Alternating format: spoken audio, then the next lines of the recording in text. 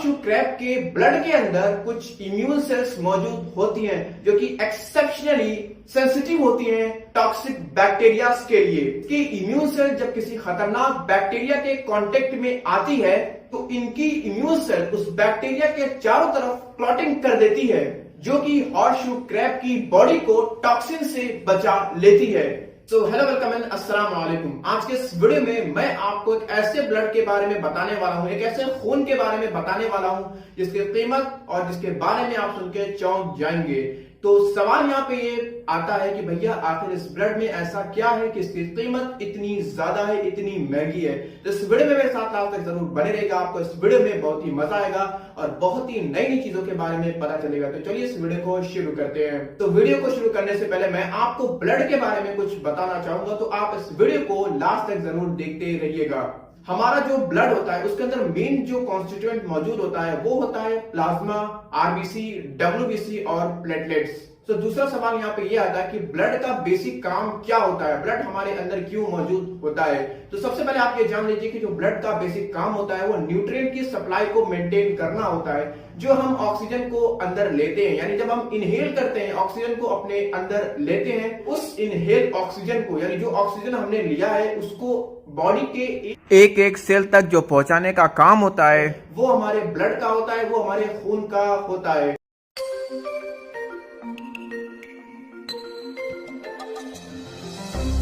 सबसे पहली बात करें कि ब्लड किन चीजों से मिलकर बना होता है, तो ब्लड हमारा दो चीजों से मिलकर बना होता है। पहला होता है प्लाज्मा और दूसरा होता है फॉर्म्ड एलिमेंट। प्लाज्मा ब्लड को 55% कंट्रीब्यूशन देता है और अगर बात करें फॉर्म्ड एलिमेंट्स में क्या क्या चीजें आती हैं, तो फॉर्म्ड एलिमेंट के अंदर जो आता है वो 44% आरबीसी आता है, यानी ब्लड को कंट्रीब्यूशन देने के लिए 44% आरबीसी होता है और जो बचा 1% है वो कंट्रीब्यूशन देता है डब्ल्यूबीसी और प्लेटलेट्स ब्लड को। 55% जो प्लाज्मा हमारे ब्लड के अंदर मौजूद होता है उसके अंदर 90 से 92% वाटर होता है और 7 से 8% तकरीबन प्रोटीन मौजूद होती है। प्लाज्मा की अगर बात किया जाए तो प्लाज्मा के अंदर इलेक्ट्रोलाइट्स मौजूद होते हैं, उसके अंदर अमीनो एसिड होता है, उसके अंदर बहुत सारे न्यूट्रिएंट्स मौजूद होते हैं, उसके अंदर एल्ब्यूमिन प्रोटीन होती है, उसके अंदर ग्लोब्यूलिन प्रोटीन होती है, उसके अंदर फाइब्रोनोजेन प्रोटीन मौजूद होती है। इलेक्ट्रोलाइट्स के बारे में जो मैंने बात किया तो इलेक्ट्रोलाइट्स मेनली जो होते हैं वो सोडियम होता है, पोटेशियम होता है और कैल्शियम होता है। एल्ब्यूमिन प्रोटीन जो कि प्लाज्मा में मौजूद होती है उसका बेसिक जो काम होता है वो होता है ऑस्मोटिक प्रेशर को मेंटेन करना। ग्लोब्यूलिन की बात किया जाए तो ग्लोब्यूलिन का जो बेसिक काम होता है वो हमारी इम्यूनिटी को मेंटेन करती है। फाइब्रोजन के बारे में बात किया जाए, यानी मैंने आपको पहले बताया कि जो फाइब्रोजन प्लाज्मा में मौजूद होती है, तो फाइब्रोजन का जो मेन काम होता है वो होता है ब्लड क्लॉटिंग का करना।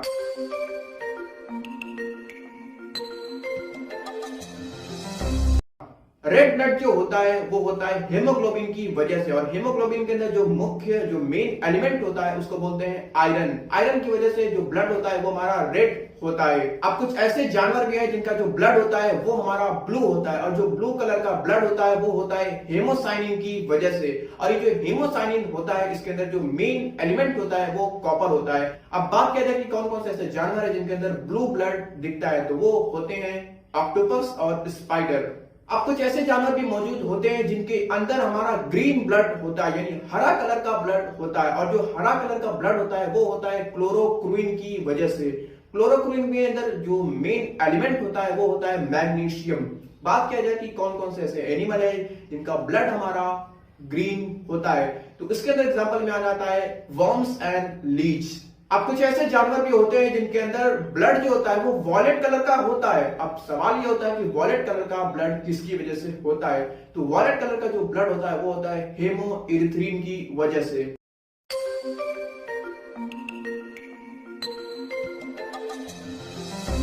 हॉर्सशू क्रैब को लिविंग फॉसिल या फिर लिम्यूल्स भी कहा जाता है। सवाल ये होता है कि हॉर्सशू क्रैब का नाम हॉर्सशू क्रैब ही क्यों पड़ा। वो इसलिए नाम इसका ऐसा पड़ा क्योंकि इसका जो शेप होता है, ये जो दिखता है वो हॉर्सशू की तरह दिखता है, इसलिए इसका नाम हॉर्सशू रख दिया गया। हॉर्सशू क्रैब के बारे में अगर बात किया जाए तो ये एक्चुअली क्रैब्स नहीं होते हैं, ये क्लोजली रिलेटेड हैं एक्सटिंक्ट सी स्कॉर्पियन के, जिसके अंदर कुछ लार्जेस्ट आर्थ्रोपोडा मौजूद थे। अदर स्टडीज ने एक्सटिंक्ट सी स्कॉर्पियन को रखा है मेरोस्टेमेटा ग्रुप के अंदर, जो कि एराक्निड के काफी ज्यादा क्लोज है। कमाल की बात यह है कि रहस्यमय चेस्मटाइज भी सोचा गया था कि ये भी हॉर्सशू क्रैब के क्लोजली रिलेटेड होगा। सबसे पहला हॉर्सशू क्रैब का फॉसिल मिला था straight out from the late Ordovician period, जो कि रफली 450 मिलियन साल पहले मिला था। हॉर्सशू क्रैब के पास काफी सख्त टफ शेल मौजूद होती है, जो कि इनके हेड और थोरैक्स वाले रीजन को कवर करती है।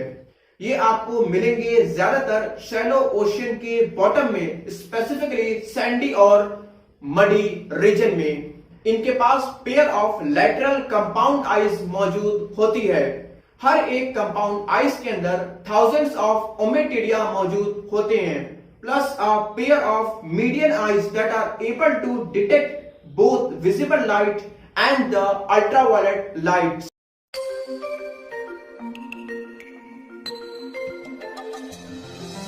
हॉर्सशू क्रैब का जो ब्लड होता है वो ब्राइट ब्लू कलर का होता है। हॉर्सशू क्रैब के ब्लड के अंदर कुछ इम्यून सेल्स मौजूद होती हैं, जो कि एक्सेप्शनली सेंसिटिव होती हैं टॉक्सिक बैक्टीरिया के लिए।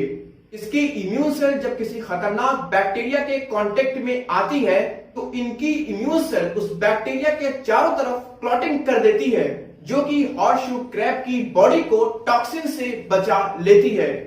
साइंटिस्टों ने इनकी क्लेवर ब्लड सेल्स का यूज करके एक टेस्ट को डेवलप किया है। उसका नाम होता है limulus amebocyte lysate test, which checks new vaccines for contamination. LAL test का जो यूज है वो 1970 से हो रहा है, और इस टेस्ट की मदद से ये भी इंश्योर और ये भी कंफर्म हो जाता है कि कोई ऐसी चीजें, कोई ऐसी वैक्सीन ह्यूमन को न दी जाए जिसके अंदर बैड बैक्टीरिया मौजूद हो और जो ह्यूमन की लाइफ को खराब कर दे। हॉर्सशू क्रैब के ब्लड के बारे में अगर बात किया जाए तो हॉर्सशू क्रैब के ब्लड के अंदर कॉपर मौजूद होता है, इसलिए इसको हम लोग हेमोसाइनिन ब्लड भी कहते हैं। और इनकी ब्लड के अंदर अमीबोसाइट सेल्स भी मौजूद होती हैं, जो कि सिमिलर रोल प्ले करती हैं WBC की तरह। अब बात किया जाए कि इनके ब्लड की कीमत क्या होती है। इनके ब्लड की जो कीमत है वो बहुत ही ज्यादा है, सुन के आप चौंक जाएंगे।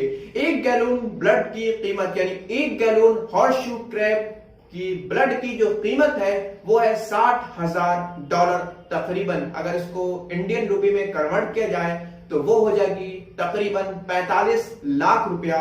1 गैलन का मतलब होता है तकरीबन 3.7 लीटर, यानी 3.7 लीटर की जो वैल्यू है वो है 45 लाख रुपया।